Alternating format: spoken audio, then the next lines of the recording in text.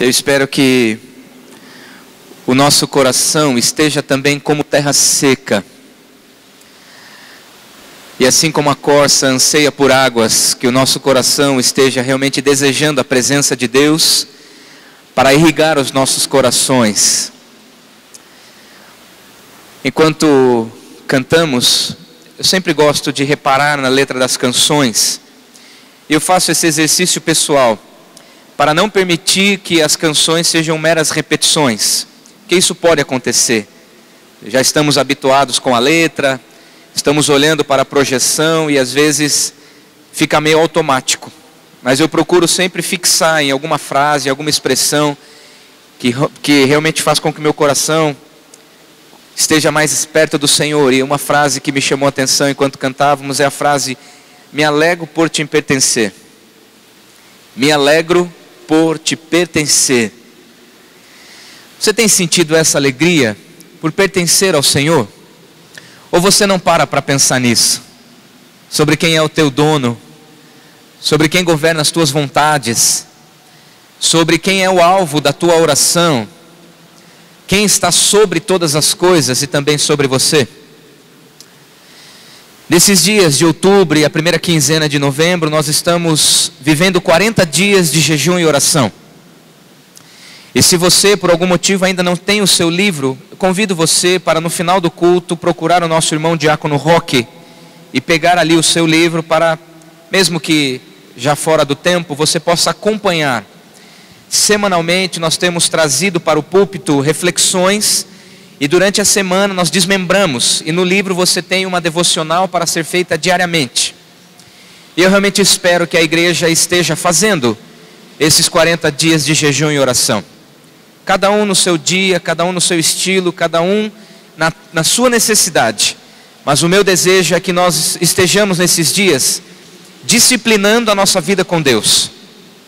Você tem horário para acordar, você tem horário para entrar e sair do trabalho, você tem planilhas através das quais você equilibra a sua vida, e nós temos um guia, a palavra do Senhor, e nós estamos compartilhando com a igreja esta necessidade de nós termos uma vida devocional também disciplinada. E diariamente nós estamos convocando a igreja para cada um viver um tempo a sós com Deus. E nós já temos recebido testemunhos de milagres que estão acontecendo, de respostas a orações. Através dos pequenos grupos temos experimentado realmente grandes coisas acontecendo. Temos recebido relato dos líderes dos pequenos grupos. Se você tem vontade e ainda não participa, eu convido você. Nós hoje temos 9 pequenos grupos sendo realizados. Também existe um roteiro ali no fundo, se você quiser procurar saber endereços onde você possa participar. Quem sabe tem um pequeno grupo acontecendo próximo da sua casa. São 7 pequenos grupos entre adultos e jovens e 2 pequenos grupos de adolescentes. E nós realmente estamos muito felizes com todo este movimento e esta vida devocional que está sendo ativada. Uma irmã, esta semana, confirmou que um dos motivos pelo qual ela estava fazendo jejum e orando é para que ela pudesse engravidar. Esta irmã não podia, este casal não podia, fizeram uma série de exames. Mas quando do início da campanha ela colocou diante do Senhor: Senhor, eu quero engravidar. E em casal eles começaram a orar. E nesta semana tivemos a confirmação. Não vou citar nomes por questões éticas, mas o casal ainda hoje pela manhã nos informou. Durante a semana a mulher falou com a Camila, dizendo que havia uma suspeita, fez um teste de farmácia, mas agora está confirmado através do exame médico. Ela está grávida. E ela falou: bendito seja o nome do Senhor. Este era o alvo da minha campanha de jejum e oração. E ela vai continuar o jejum e oração agora em gratidão, porque o pedido já foi alcançado. E este é o tema justamente do nosso estudo de hoje: o poder da oração. Vamos dizer isto juntos? O poder da oração. Você crê que a oração tem poder? Você crê que a oração tem poder? Nós às vezes, a igreja reformada, nós presbiterianos, nós às vezes somos tão silenciosos que temos vergonha até de expressar a nossa fé. Amém? Amém, louvado seja o nome do Senhor. Há poder na oração, amém? Amém, louvado seja o nome do Senhor. Não precisamos gritar, mas nós podemos expressar as nossas convicções de forma firme, de maneira audível também. Há poder na oração. Este é o tema do nosso estudo de hoje. Nós vamos nos utilizar de 2 textos bíblicos. E eu peço agora que você faça essa gentileza de localizar Hebreus, capítulo 11, versículo 1. E se você tiver um lápis, uma caneta, marque esse texto e também, quem sabe na sua Bíblia há uma fita, você pode marcar e também localizar Hebreus, capítulo 3, e nós leremos os versos 20 e 21. Hebreus 11, 1 e Efésios 3, 20 e 21. Eu vou ler os 2 textos e nós vamos dividir o nosso estudo em 2 momentos. O primeiro momento vamos falar a respeito do texto de Hebreus e o segundo momento falaremos sobre o texto de Efésios. Não quero tomar mais do que 25 ou 30 minutos do seu tempo, mas gostaria de compartilhar algo que tem estado no meu coração, algo que vai guiar o nosso jejum e oração desta semana. Hebreus capítulo 11, versículo 1 nos diz assim: Ora, a fé é a certeza de coisas que se esperam, a convicção de fatos que se não veem. Deixe esse texto guardado, marcado, e vamos para Efésios, que diz assim: Ora, há aquele que é poderoso para fazer infinitamente mais do que tudo quanto pedimos ou pensamos, conforme o seu poder que opera em nós. A ele seja a glória na igreja e em Cristo Jesus, por todas as gerações, para todos sempre. Amém. Que Deus nos permita compreender a sua palavra. Quando você pensa em oração, quais são as coisas que te vêm à mente? Um diálogo, uma conversa, um bate-papo? Nas semanas anteriores nós falamos sobre a ideia de que nós devemos ser semelhantes a Cristo e buscarmos aperfeiçoar a nossa intimidade com Deus através de uma maturidade espiritual. E estas condições nós precisamos buscar o tempo todo, sermos semelhantes a Cristo.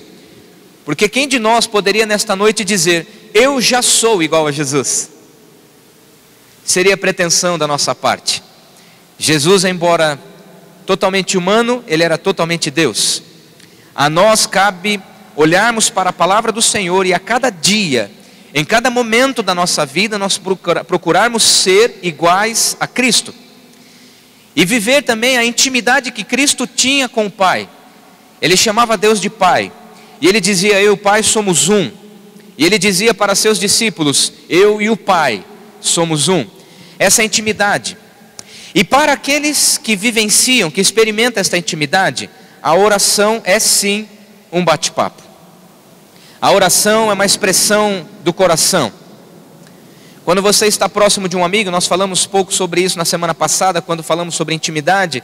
Quando você está próximo de um amigo verdadeiro, um amigo aquele do dia a dia, um amigo com quem você tem liberdade, uma amiga com a qual você conversa sobre todas as coisas. Não há protocolos, não há formalidades, nós pensamos em voz alta, não é assim? A oração também deve ser uma expressão de intimidade com Deus. Nós oramos publicamente porque a oração pública também faz parte da liturgia. A oração coletiva também faz parte da caminhada da igreja. Mas nós estamos convidando a igreja para ir além.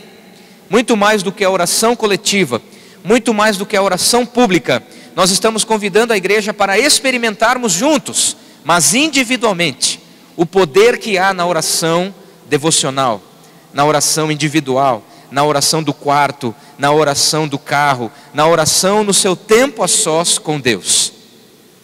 Eu não sei se nesses dias, nessas 3 semanas que já se passaram de campanha, eu não sei se você já se atentou para esta realidade. Deus está te convidando para um tempo a sós com Ele.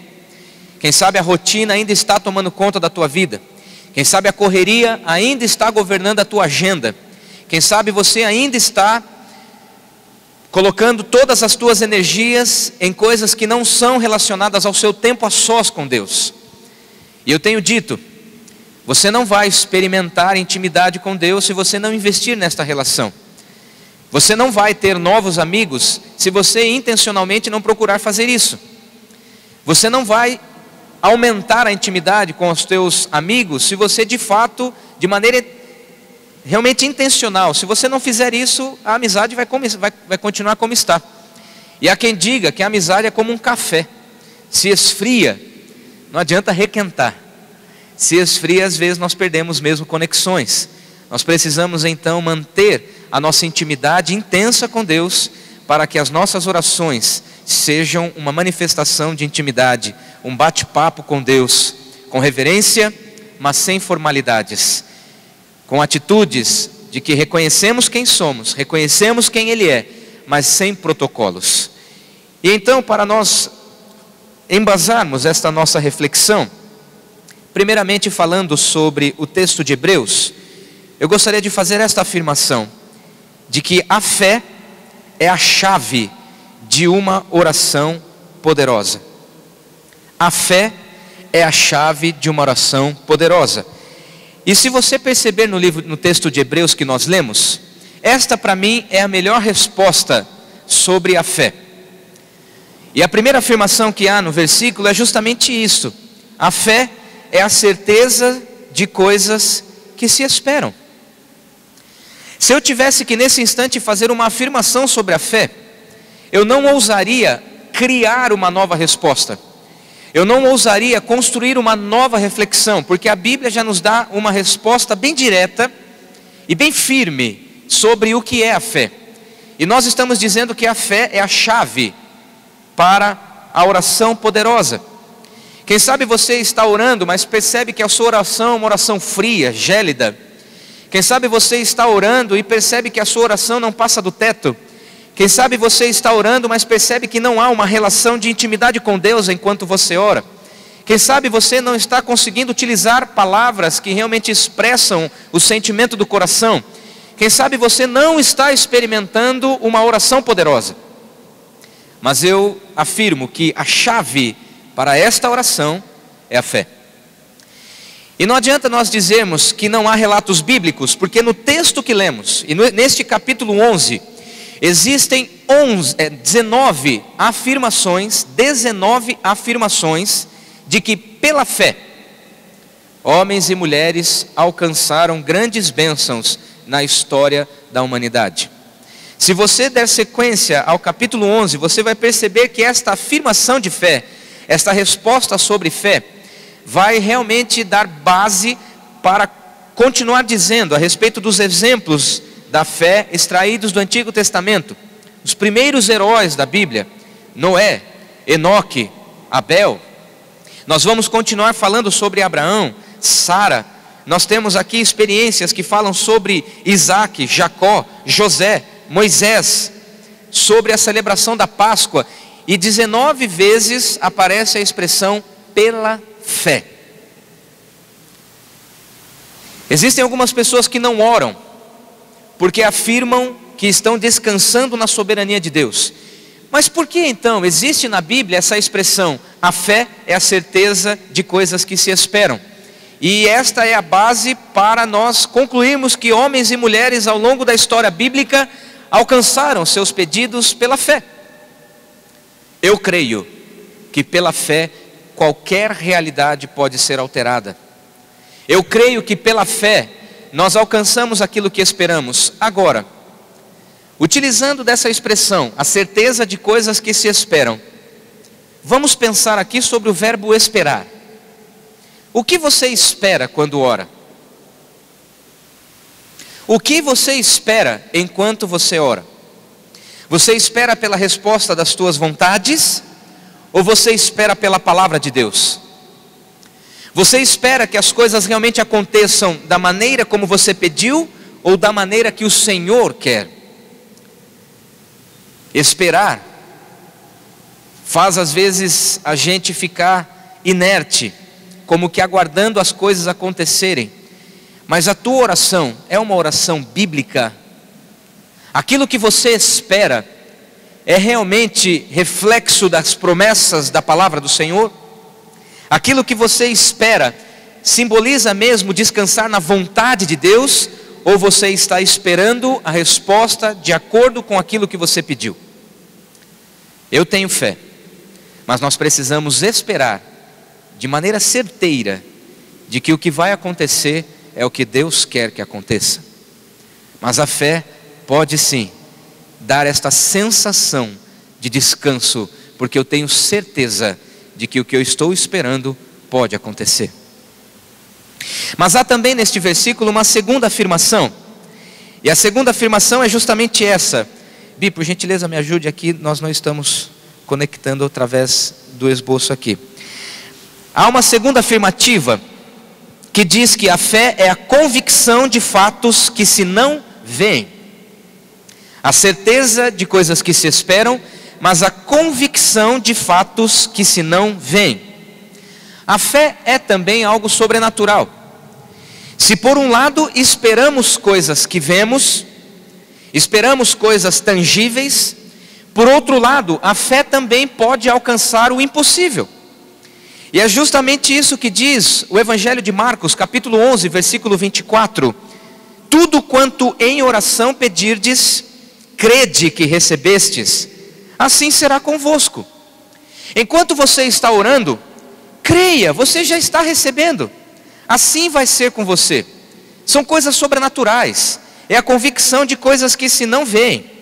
Nós realmente percebemos que a fé é convicção no sobrenatural.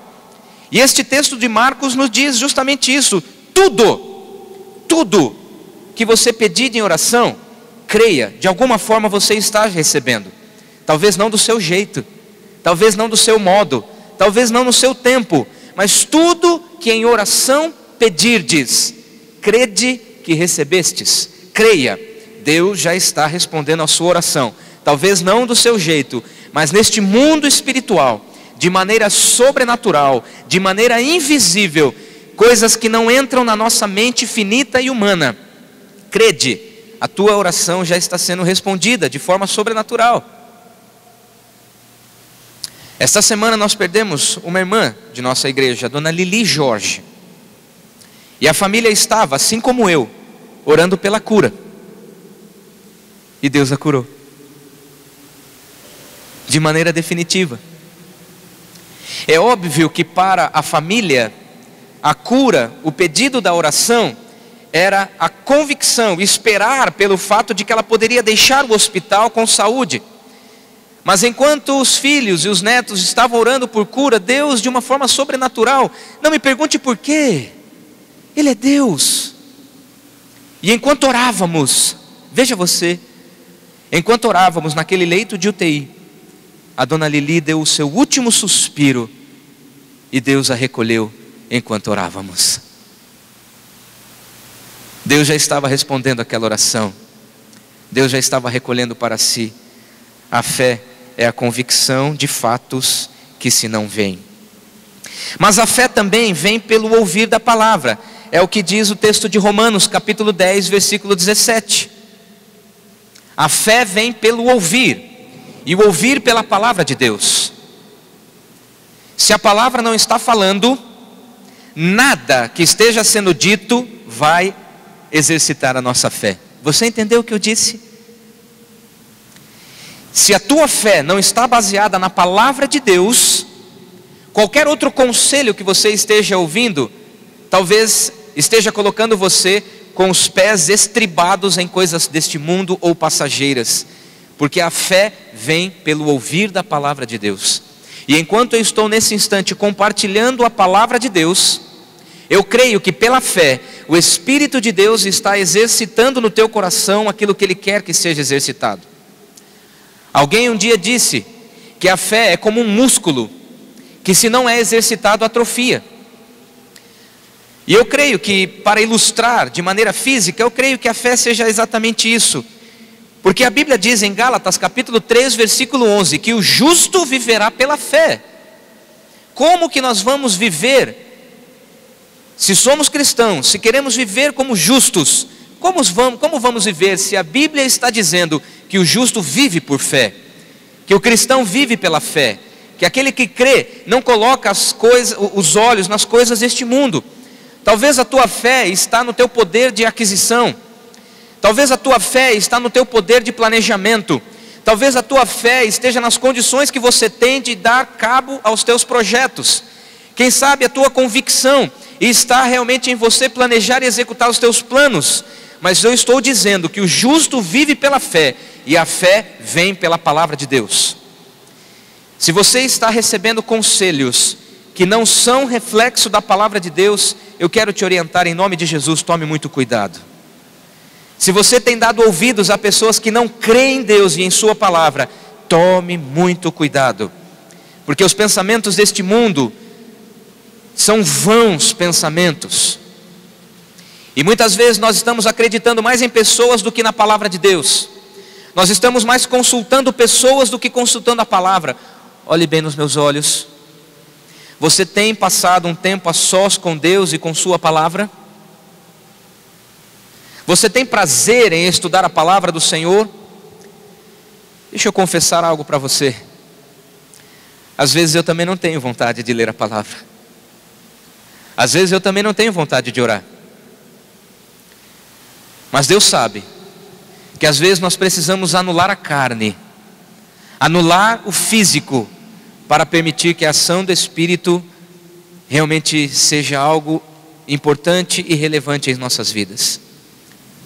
Exercita a sua fé, exercite o teu estudo na palavra de Deus. Você vai perceber que algumas coisas vão acontecer pelo fato de você ouvir. E quando você lê a palavra, não queira que a palavra responda às tuas perguntas. Queira você, Senhor, o que o Senhor está dizendo pela tua palavra? Senhor, o que o Senhor quer que eu estude? O que o Senhor quer que eu aprenda? Qual é o teu recado nesta hora para a minha vida? Eu quero te ouvir, eu quero aprender. Isto é fé, é descansar que aquilo que aqui está escrito realmente funciona para a vida prática. Nós que somos cristãos, vivemos pela fé, e a fé vem pelo ouvir da palavra. E no próprio capítulo 11, no versículo 6, a Bíblia nos ensina que de fato, sem fé, é impossível agradar a Deus. Se você não está exercitando a sua fé, você está desagradando o Pai. Se você está sendo muitíssimo racional, a ponto de não ouvir a palavra, a ponto de não crer no sobrenatural, a ponto de não exercitar a tua fé em coisas invisíveis, se a tua racionalidade está realmente resolvendo todas as tuas questões, você está desagradando Deus, porque sem fé é impossível agradar a Deus. Pesado isso, mas eu creio que é verdade, porque todas as vezes quando exercitamos a fé, nós estamos dizendo: Senhor, eu tenho as minhas vontades, mas eu descanso no Senhor. Jesus fez isso, lá no Getsêmani: Senhor, que seja feita a tua vontade, não a minha. Mas agora também, eu quero colocar aqui uma segunda afirmação: há poder na oração. Vamos dizer isto juntos? Há poder na oração. Diga para quem está do seu lado assim: há poder na oração. Você sabia?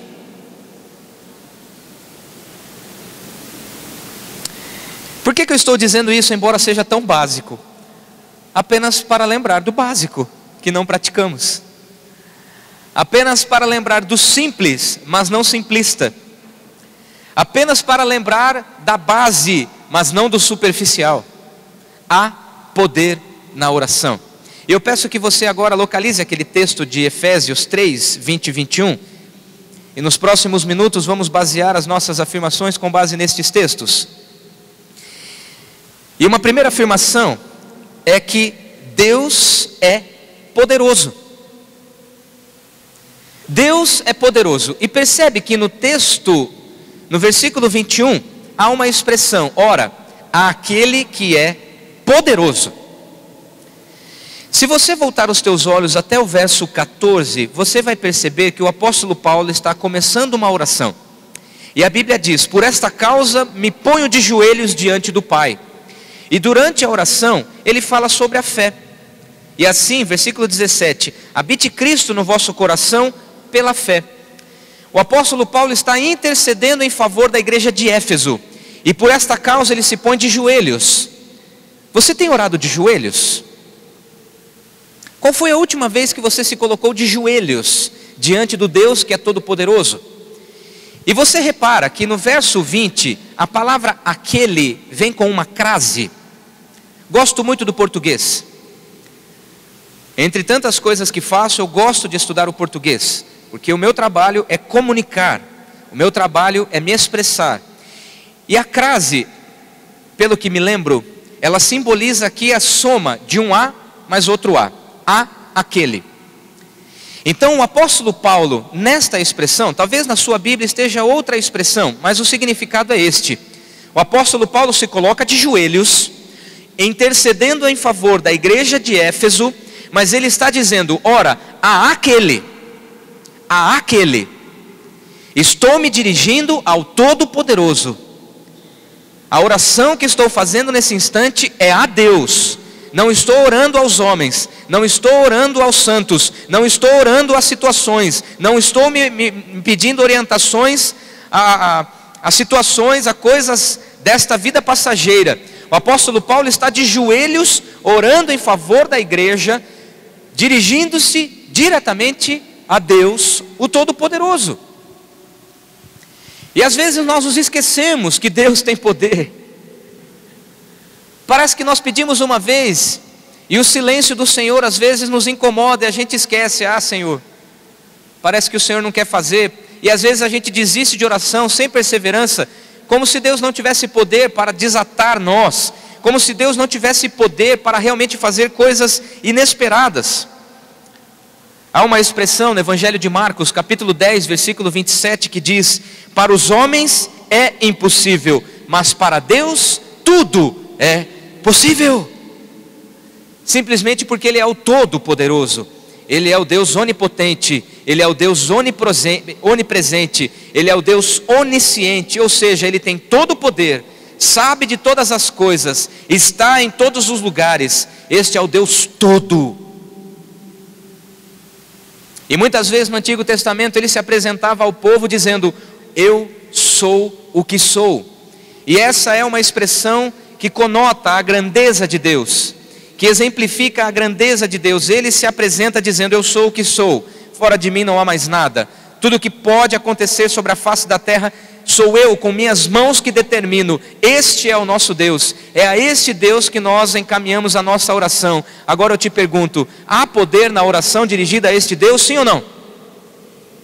Por que você não exercita isso então? Aquele. Nós dirigimos a oração a Deus. Nós dirigimos a oração ao Deus Todo-Poderoso. Mas Ele não é apenas o Deus Todo-Poderoso, Ele é o Deus surpreendente.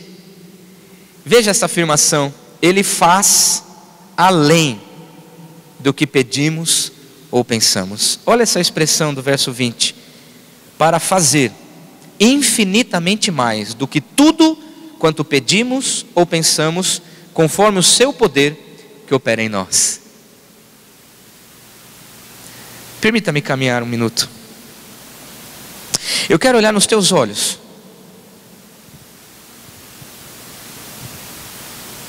Você crê que Deus pode fazer além do que você pensa? Você crê que neste momento Deus pode responder esta oração que você vem fazendo há muitos anos? Você crê que Deus é capaz de fazer infinitamente mais do que você pensa ou planeja? Qual é o seu pedido hoje? É a crise financeira? Às vezes você está orando pedindo para Deus: Senhor, manda dinheiro. Mas Ele que faz infinitamente mais, talvez nesta cabeça divina, nesta mentalidade que nós não entendemos, quem sabe Ele está dizendo para você: eu vou deixar você passar um pouco mais de apuro, porque o meu infinitamente mais é fazer você aprender com isso. Quem sabe você esteja pedindo infinitamente mais dinheiro, e Deus está te falando: eu quero um infinitamente mais prova para você aprender a lidar com o dinheiro. Quem sabe você está orando pela conversão dos filhos, e quem sabe Deus está dizendo: eu estou fazendo infinitamente mais, eu estou colocando essas provas, eu mesmo quem sabe estou endurecendo o coração dos teus filhos para provar a tua fé. Eu quero uma igreja saudável, eu quero sonhos incríveis, eu quero relacionamentos maravilhosos. Deus está fazendo infinitamente mais. E o infinitamente mais para nós parece que é sobrar daquilo que nós estamos pedindo, mas não. Enquanto estamos indo, Deus já foi e voltou. Enquanto nós estamos escrevendo 20, 30 anos de história, Ele construiu do nada o universo. E enquanto nós passarmos, Ele vai continuar sobre a face da terra, reinando com cetro de equidade e justiça. Nada está fora do controle do Senhor. E a palavra infinito quer dizer sem fim. Na matemática, aquele símbolo do 8 deitado, vocês que são engenheiros sabem do que eu estou dizendo. Esse significa um valor incomensurável. Não existe fim para o poder de Deus. Não existe fim. Enquanto nós estamos pedindo aquilo que pensamos. Nós estamos pedindo aquilo que nós achamos que é o bom para nós. Mas Deus está fazendo infinitamente mais. Então não se desespere se a tua oração ainda não foi respondida. Crede que recebestes. Ele já está te dando, não do teu jeito, mas do jeito de Deus. Isso faz o meu coração descansar. Isso faz realmente o meu coração entrar em festa. Porque eu estou pedindo algo que é bom para mim, mas eu estou descansando, crendo que Deus sabe o que faz.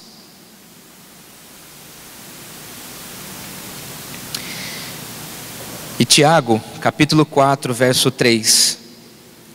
Nós lemos, antes de trazermos os dízimos e as ofertas, a Bíblia está dizendo: pedi e não recebeis, porque pedis mal, para esbanjardes em vossos próprios prazeres.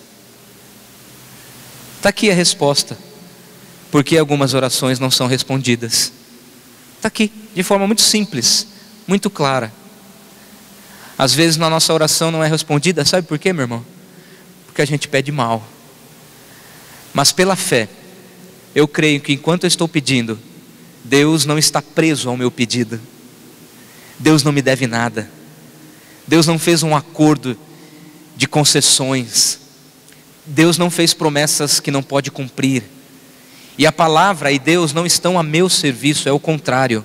Por isso que enquanto eu oro, eu não mudo o coração de Deus. Mas quando eu passo um tempo a sós com Deus em oração, Ele vai mudando o meu coração. Ele vai mudando a minha vida, porque eu começo a pedir e de repente eu começo a ficar constrangido. Senhor, converta o meu filho. E eu estou pedindo infinitamente mais, um filho muito convertido. E Deus está falando: converta você primeiro. Mude primeiro as tuas atitudes. Senhor, me dá essa vaga lá na faculdade. E você está pensando em infinitas vagas. Você está prestando vestibular na Uniso, achando que Deus vai te dar PUC, Unesp, UEL, Unicamp, USP. Esse não é o infinito de Deus. Enquanto você está pedindo uma vaga no vestibular, Deus está dizendo: eu quero que você estude, meu filho. Eu quero que você faça valer a pena. Porque não é justo alguém que não estuda roubar a vaga de alguém que estudou. E o nosso Deus exercita o seu amor também na justiça. Senhor, converta a minha esposa. Eu não faço essa oração, é a minha esposa quem faz essa oração. Ela que fala: Senhor, converta o meu marido. Mas enquanto eu estou orando pela minha esposa, Deus está dizendo ao meu coração: mude você as tuas atitudes. Isto é o infinito para Deus.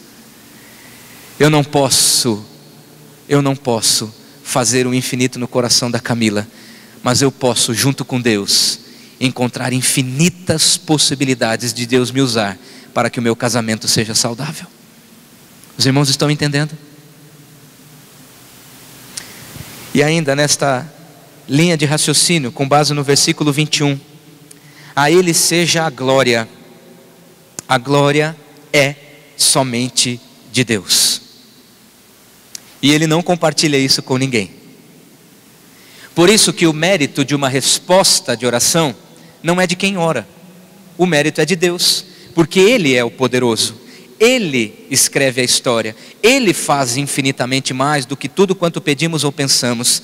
Mas eu quero chamar a atenção para o versículo 21. Quem sabe quando você bate o olho, você está pensando apenas neste verso, nesta frase: a Ele seja a glória. Mas o apóstolo Paulo acrescenta aqui algumas expressões: a Ele seja a glória na igreja em Cristo Jesus, por todas as gerações, para todo sempre. Amém. Ele está dizendo, em todos os lugares, em todas as pessoas, em todas as orações, feitas ou respondidas, em qualquer circunstância, mesmo em Cristo Jesus, a Deus seja aferida toda a glória, a Ele seja dada toda a glória. Não há mérito humano numa resposta de oração. Não há mérito humano quando você ora, é Deus que cumpre sua vontade. Então eu não necessito orar, mas é a fé que move o coração. É a fé que move o coração. É a fé que ativa o gatilho da ação de Deus. Tudo pode ser mudado pelo poder da oração. Eu creio que coisas sobrenaturais podem acontecer, não porque eu estou pedindo, mas porque Deus pode fazer. E enquanto eu oro, eu me envolvo com a causa. Enquanto eu oro, eu penso naquilo que estou pedindo. Enquanto eu estou pedindo a Deus, o Espírito de Deus está me agindo. De que maneira que eu vou agir, de que maneira que eu vou fazer, de que maneira eu posso contribuir para, entre aspas, facilitar o lado de Deus. Deus não precisa da minha ajuda, Deus não precisa da tua ajuda. Mas como é bom quando nós fazemos o que tem de ser feito. Deus fala assim: fique tranquilo, no tempo certo eu vou te dar, você está fazendo a sua parte. Recentemente estava conversando com uma pessoa incrédula, uma pessoa que não frequenta a igreja, e disse assim: não é mesmo, pastor, que há um versículo que diz, se ajude que eu te ajudo? Eu disse a ele, eu confesso que nunca vi este versículo na Bíblia, mas em outras palavras isso tem sentido, e a Bíblia realmente nos manda orar, porque enquanto nós estamos pedindo a Deus ajuda, um coração sincero e sensível está tentando fazer a coisa acontecer.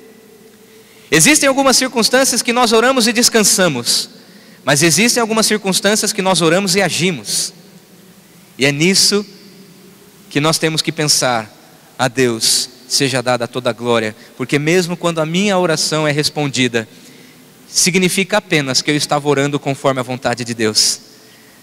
Não fui eu que ativei o gatilho, mas eu me envolvi com uma causa. 1 Crônicas, capítulo 29, versículo 14, a Bíblia diz: tudo vem de ti, e das tuas mãos tomamos. É mais ou menos assim: Deus me dá, eu usufruo, e das próprias mãos dele eu devolvo a Ele. É uma quantia financeira? Senhor, daqui eu vou usufruir para a tua glória. É uma bênção? Senhor, me dá aqui, eu vou usufruir para a tua glória. É uma restauração conjugal? Está aqui, Senhor, das tuas mãos devolvo o meu casamento. É a conversão de um filho? Está aqui, Senhor, o meu coração como pai, como mãe, eu entrego a ti. Tudo vem do Senhor, tudo é feito pelas mãos e pelo poder de Deus, e nós devolvemos a Ele das próprias mãos. Dá para entender este verso? Tudo vem de ti, e das tuas mãos eu te devolvo. Senhor, eu não quero nem ousar pensar que a posse é minha, eu não quero nem ousar pensar que é meu. Tudo pode ser mudado pela oração. Eu quero concluir com esta afirmação: tudo pode ser mudado pela oração, e tudo pode ser mudado no seu tempo a sós com Deus. Você precisa exercitar a tua fé. A quem você ora hoje? Lembro-me de uma vez, e com isso estou terminando, porque eu prometi 30 minutos. Estava pregando uma vez na IPI de Cornélio Procópio, no interior do Paraná. Lembro-me, inclusive, da ocasião, estava pregando com base no texto do Evangelho de Marcos, capítulo 15, a partir do verso 22. Um texto que fala da mulher cirofenícia, da cura da filha da mulher. Hoje, inclusive, pela manhã estudamos isso na nossa classe de catecúmenos. E naquela ocasião eu falei sobre perseverança. Naquela ocasião falei sobre a persistência da oração. Às vezes nós pedimos e dali um pouquinho já não pensamos mais, já não pedimos mais. Parece que a gente já não quer mais aquilo que pedimos. Se nós já nem lembramos mais do pedido, por que Deus tinha que responder do jeito que nós pedimos? E no final, uma senhora muito distinta, com um olhar piedoso, ela disse: pastor, está muito difícil, porque eu sou casada há 50 anos, e há 50 anos oro pela conversão do meu marido, e hoje nós tivemos uma luta tão grande, quase não vim à igreja, e eu estava desistindo de orar pelo meu marido. Mas esta palavra de hoje me ensinou que eu preciso continuar perseverando, porque o poder é de Deus, a hora é de Deus e o jeito é de Deus. Quando eu era criança, eu já contei essa história, alguns de vocês vão se lembrar. Naquela época fazíamos a compra do mês. Talvez algumas famílias ainda façam isso. Hoje é tudo tão fresquinho que às vezes a gente vai na semana, 1, 2, 3 vezes no mercado, não é mesmo? Fazíamos a compra do mês e meu pai comprava uma bandeja de iogurte, com 6 iogurtes, e tinha que durar um mês, para 3 filhos. E lembro-me que às vezes pedia determinada coisa para o pai, um chocolate, um doce, e ele dizia assim: se no mês que vem você ainda quiser, quem sabe eu possa te dar. Acontecia que no mês seguinte eu já nem me lembrava mais do que pedira. No mês seguinte eu já nem lembrava mais se queria mesmo. Existem algumas vontades que são tão passageiras e nós batemos o pé. Eu quero, Senhor, me dá, como uma criança mimada. E às vezes nós fazemos como as crianças, nos jogamos no chão e nos esperneamos: Senhor, eu quero, quando na verdade Deus está dizendo: deixa comigo, eu tenho o infinito para você. Vamos nos colocar em pé, querido.